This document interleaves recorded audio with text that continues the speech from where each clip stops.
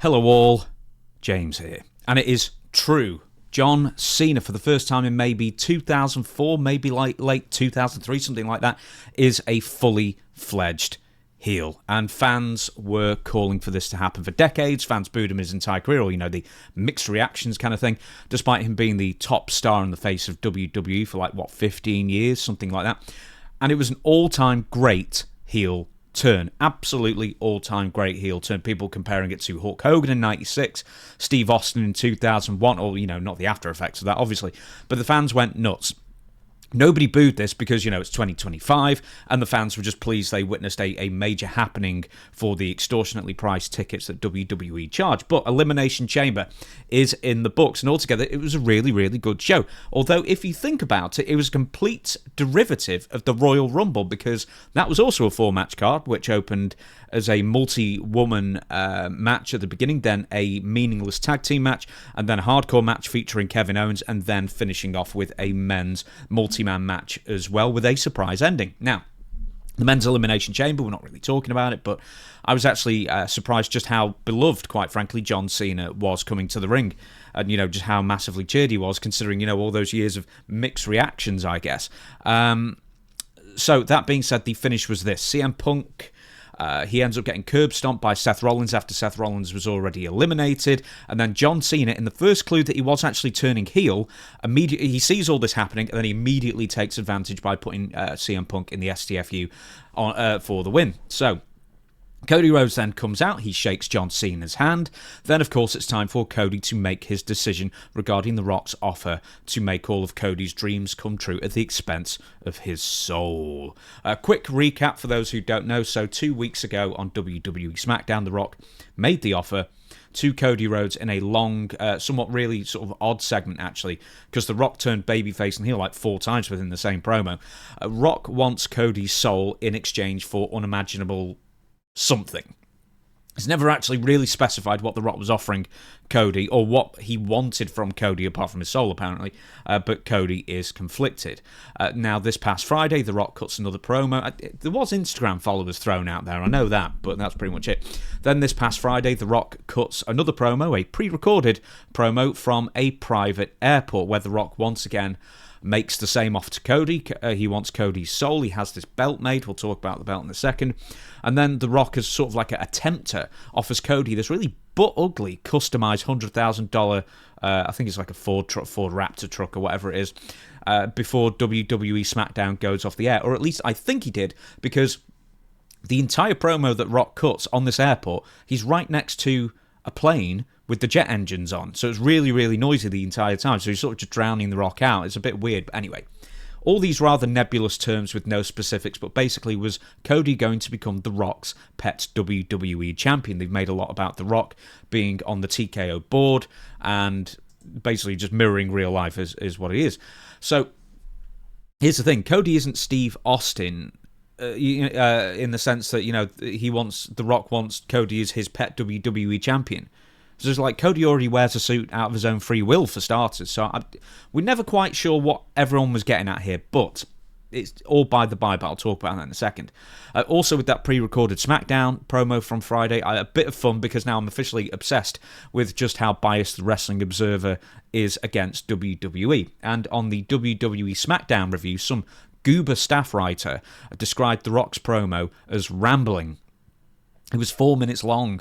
Anyway, it seems whoever Meltzer hires must, at all times, insert nonsensical pejoratives to stay on his payroll. And also another thing is that Dave Meltzer also covered WWE SmackDown that was just gone this past Friday for 2 minutes, but he covered AEW Collision for 25 minutes on the most recent Wrestling Observer Radio, just so you know. Anyway, back to The Rock.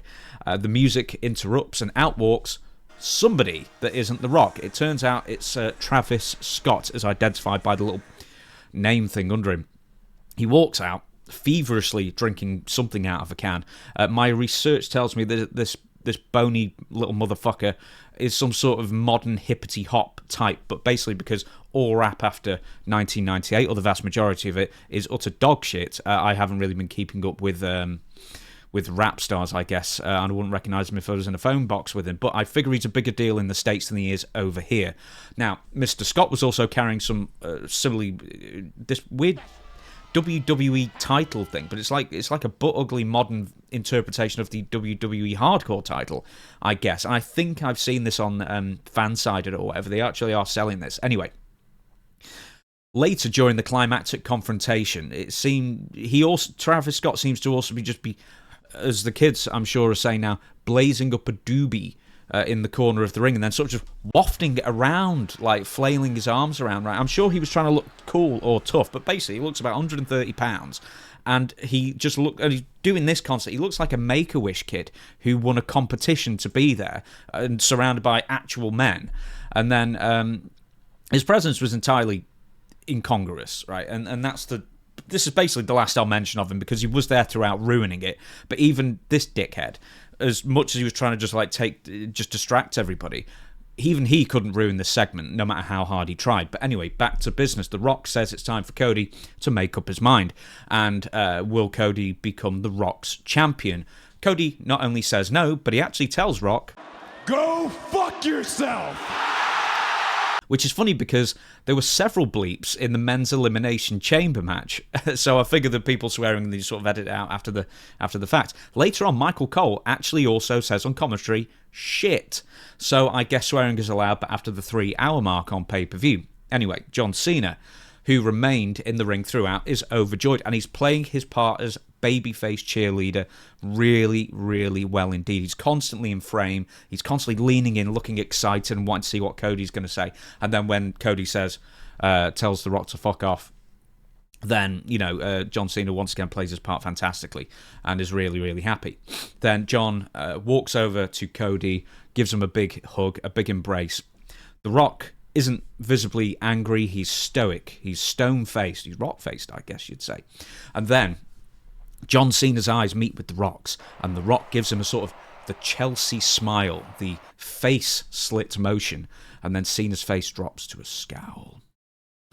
Then the fans have finally just figured it out, that the outcome that, quite frankly, I don't think many people guessed this at all, I didn't see this coming, will in fact become reality. Cena relinquishes the hug and smiles at Cody, and then kicks him right in the genitals, testicles and penis.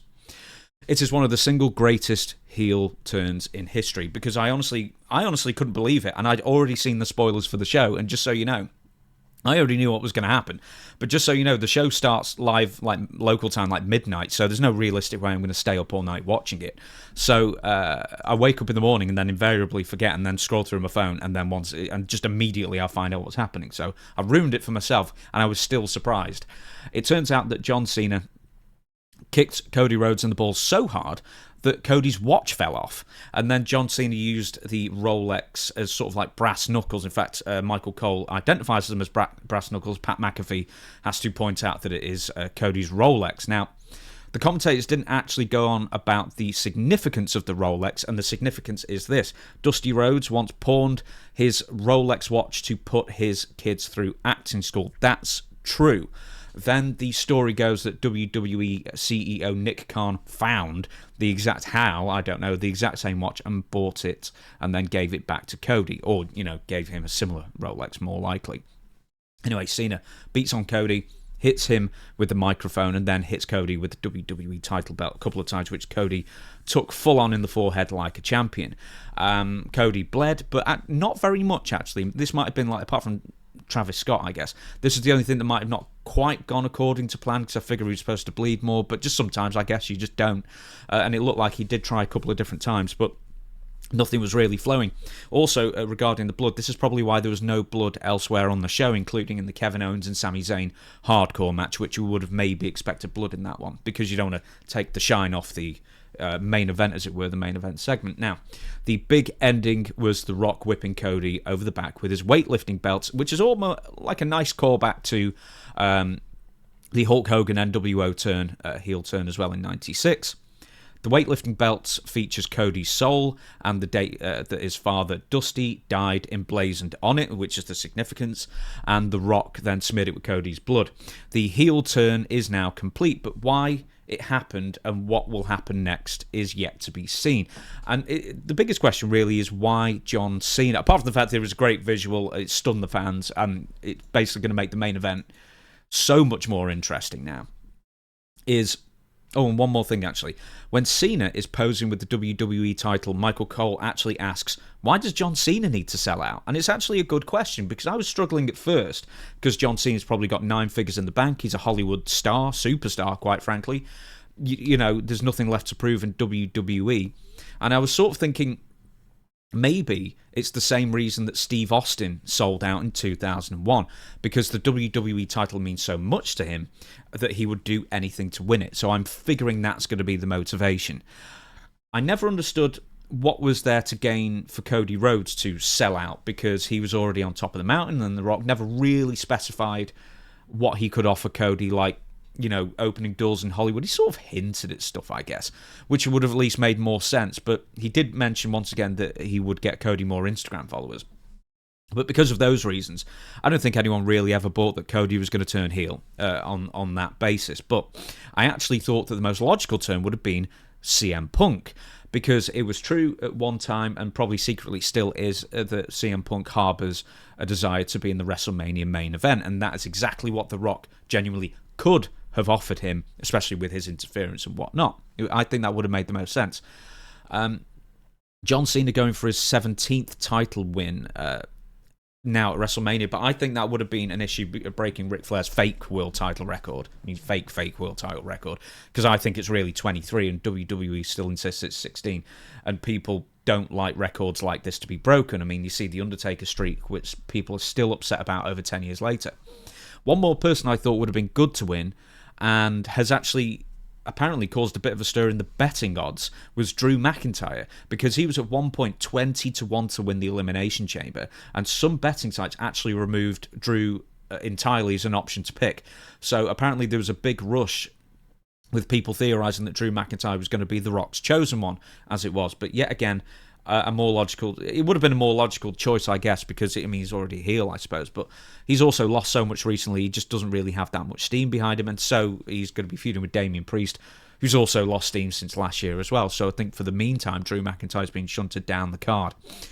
That being said, Dutch Mantell and I were discussing, as we recorded it last Monday, I guess, the potential winners of the Elimination Chamber, and Dutch said that John Cena would be a bad choice because there's nothing really to sink your teeth into with two baby faces going at it. And I said, John Cena retiring at the end of the year, it sort of feels like if John Cena was if he was in the main event as a babyface, going for the WWE title, and then he won, it would have been like a lifetime achievement award rather than him being the best candidate, if you know what I mean.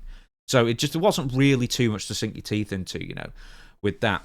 Anyway, it goes to show that, this final segment on Elimination Chamber, that after a couple of shaky weeks of creative leading to it, WWE once again has earned the benefit of the doubt, because, and I don't know how much of this was last minute. A lot of this feels last minute, actually. The Rock just decided that he actually could be at WrestleMania, if not wrestling, then, part of the story leading up to it. But the John Cena heel turn was done amazingly well, and fans genuinely didn't see it coming till the last second, and now we have a proper WrestleMania main event that everybody can get excited over. Keeping Cena babyface not only at WrestleMania but throughout the year, it would have been the safe thing to do. It probably would have been the most boring thing to do. He would have, I'm sure, beaten some people, lost some people, and then the last match, goodbye. But now we've got 10 months of a classic good guy versus bad guy feud for the richest prize in the game at the biggest show of the year. WWE's finally added another layer to John Cena's really worn out on-screen persona. And then we're later in the year going to have a redemption arc, and then hopefully a grand send-off for the biggest long-term wrestling draw since the heyday of Steve Austin and The Rock as well. So I think really I can only see positives with the John Cena character switch here. I also really had no enthusiasm for WrestleMania this year because Gunther versus Jey Uso is really not doing it for me. I couldn't give a shit about Charlotte versus Tiffany Stratton, but now we have Cody versus Cena with a personal storyline, and that for me is a real proper main event and not just by the numbers farewell. And on the undercard, it seems it's going to be CM Punk versus Seth Rollins, Kevin Owens versus Randy Orton. I don't know where Sami Zayn falls now because he's lost, and now apparently Randy Orton's just taken his place. Then we've got Jade Cargill versus Naomi, Rhea Ripley versus Bianca Belair, and probably more that I'm not thinking of. as well. So all of a sudden, WrestleMania was looking a bit of a lame duck show to something at least I, and hopefully you as well, can really get excited about. So thank you for watching, and I will see you again for the next video.